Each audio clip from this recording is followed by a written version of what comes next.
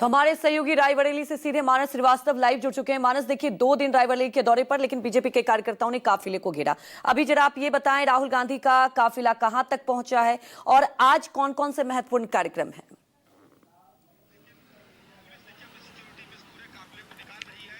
देखिए, राहुल गांधी का काफिला अब पहुंच चुका है अपने गंतव्य स्थल पर। जो उनका पहला कार्यक्रम है बटोही रिजॉर्ट के पास, वहां पर उनका बूथ अध्यक्षों के साथ सम्मेलन है। वो सम्मेलन की शुरुआत हो चुकी है और कार्यकर्ता जो यहाँ पर, जहाँ मैं मौजूद हूँ, यहीं पर थोड़ी देर पहले, करीब आधे घंटे पहले, यहाँ पर अफरा तफरी और भगदड़ जैसे हालात थे। लेकिन अब यहाँ पर पुलिस ने इस पूरे रास्ते को खाली करा दिया है। सिक्योरिटी उनकी बीच में रुक गई थी, एक काफिले का कुछ हिस्सा बीच में ही रुक गया था, जिसको बाद में निकाला गया। लेकिन राहुल गांधी अब पहुँच चुके हैं वहाँ पर। बूथ अध्यक्षों के साथ उनका सम्मेलन, उसके बाद प्रजापति समाज के लोगों के साथ उनकी मुलाकात है, वहाँ भी उनका एक सम्मेलन है। लेकिन अब पुलिस ने एहतियात और बढ़ा दिया है, उनकी सुरक्षा और सख्त की जा रही है और देखा जा रहा है कि जो हालात अभी पैदा हुए वो पहले से पैदा ना हो, उसकी पूरी जानकारी रखी जाए। देखिए, इसमें थोड़ा सा चूक ये हुई, थोड़ा सा इंटेलिजेंस का फेलियर इसलिए मान सकते हैं कि राहुल गांधी जब निगोहा से लखनऊ का जो बॉर्डर है, जो टोल है, उसको जब पार करके जैसे ही रायबरेली की सीमा में दाखिल हुए, तब तक उनके पास जानकारी नहीं थी। जहाँ पर मैं खड़ा हूँ, इससे 10 कदम पीछे यहाँ पर सारा बवाल हुआ और उससे राहुल गांधी का काफिला यहाँ तक आ चुका था। जब पुलिस को सूचना मिली कि यहाँ सड़क पे घेराबंदी हो गई है, तो रूट डाइवर्जन किया गया और भीतर एक गांव से निकालने की कोशिश की गई।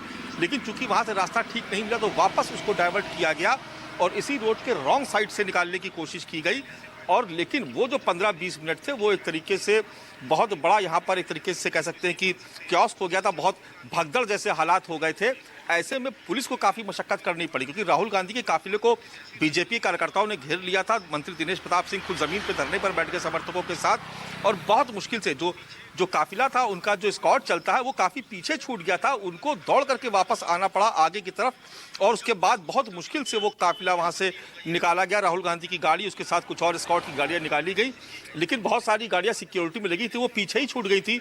वो करीब 10 मिनट बाद वो निकल सकी। लेकिन अभी फिलहाल राहुल गांधी को यहाँ से निकाल दिया गया है, वो अपने कार्यक्रम स्थल पर पहुँच गए हैं। लेकिन अब ये कहा जा रहा है कि जो पूरी सुरक्षा है उसकी समीक्षा की जाएगी और ये देखा जाएगा कि आगे ऐसे हालात पैदा ना हो। इसलिए एक तरीके से ये कहा जाए कि जो निगरानी इस पूरे दौरे में वो और बढ़ा दी गई और सख्त कर दी गई है, ताकि जो बाकी के कार्यक्रम आज दिन भर के हैं वो पूरे हो जाए। आज लगातार शाम तक के उनके कार्यक्रम है।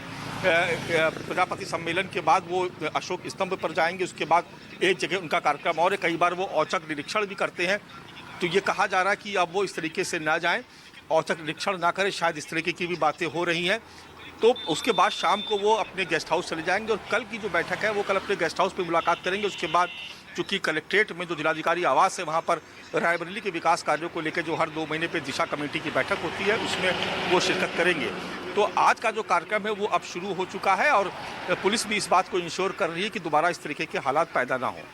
मानस, सबसे बड़ा सवाल उठता है कि पटना में भी देखने को मिला, विरोध जताया गया, लेकिन विरोध जताने का ये क्या तरीका? काफिला हमने देखा, क्योंकि आपने भी तस्वीरों में दिखाया कि कैसे क्योस मच गया था, कैसे काफिले को रोकने की कोशिश की गई। विरोध जताने का तरीका है लोकतंत्र में, हर पार्टी विरोध जताती है, लेकिन ये ऐसा लग रहा है कि बीजेपी के कार्यकर्ता कहीं ना कहीं इसे एक बड़ा मुद्दा बनाने की कोशिश में है और यही वजह है कि आज रायबरेली में भी राहुल गांधी को घेरा।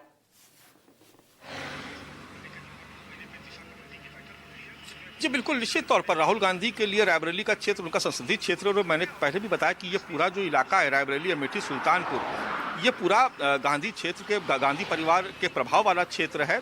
और यहाँ पर राहुल गांधी यहाँ से सांसद भी हैं, तो निश्चित तौर पर भारतीय जनता पार्टी हर मौके पर उनको घेरने की कोशिश करती है और आज भी ऐसा हुआ। और जो कार्यकर्ता थे, हालांकि जो संघर्ष के हालात पैदा हुए उसकी एक बड़ी वजह ये भी थी कि जो काफिला था उसको डाइवर्ट करने के साथ साथ पुलिस ने एक तरीके से बीजेपी के कार्यकर्ताओं को जब खदेड़ने की कोशिश की, तो मंत्री दिनेश प्रताप सिंह को बाहर आना पड़ा और उसके बाद जो वह हालात बिगड़े, क्योंकि वो सीधा आरोप लगा रहे थे कि वो प्रोटेस्ट कर रहे थे, वो हाथों में झंडे, बैनर लेकर के और विरोध के हैंडबिल लेके खड़े हुए थे। पुलिस को उनको रोकने की क्या जरूरत थी, उनके साथ धक्का मुक्की या हाथापाई करने की क्या जरूरत थी, ये आरोप लगाए गए बीजेपी के नेताओं और कार्यकर्ताओं की तरफ से, जिनके समर्थन में बाद में दिनेश प्रताप सिंह खुद आ गए। और उसी बीच ये कोइंसिडेंस हुआ कि कार्यकर्ता भीतर जा चुके थे और वो वापस जब सड़क पर आए, ठीक उसी वक्त पुलिस को ऐसा लगा होगा कि शायद अब रास्ता खाली हो गया, वो निकाल दें काफिले को, क्योंकि भीतर से गांव से रास्ता नहीं मिल रहा था।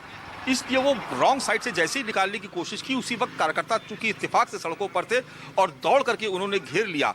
तो कह सकते हैं कि ये प्रबंधन की एक चूक भी हो सकती है और भारतीय जनता पार्टी इसी मौके की तलाश में भी थी कि वो चाहती थी कि वो राहुल गांधी को की घेराबंदी करे और उनके सामने विरोध जताए।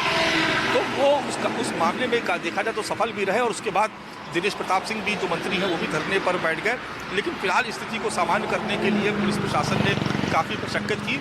बाद में जो मंत्री दिनेश प्रताप सिंह हैं उन्होंने भी अपना विरोध पूरा होने के बाद वो खुद भी उठ गए और उन्होंने बाद में कार्यकर्ताओं को भी अपने साथ भीतर की तरफ लेके चले गए जहां पर उनकी बैठक चल रही थी। जी मानस, हमारे साथ जुड़ने के लिए आपका बहुत बहुत शुक्रिया।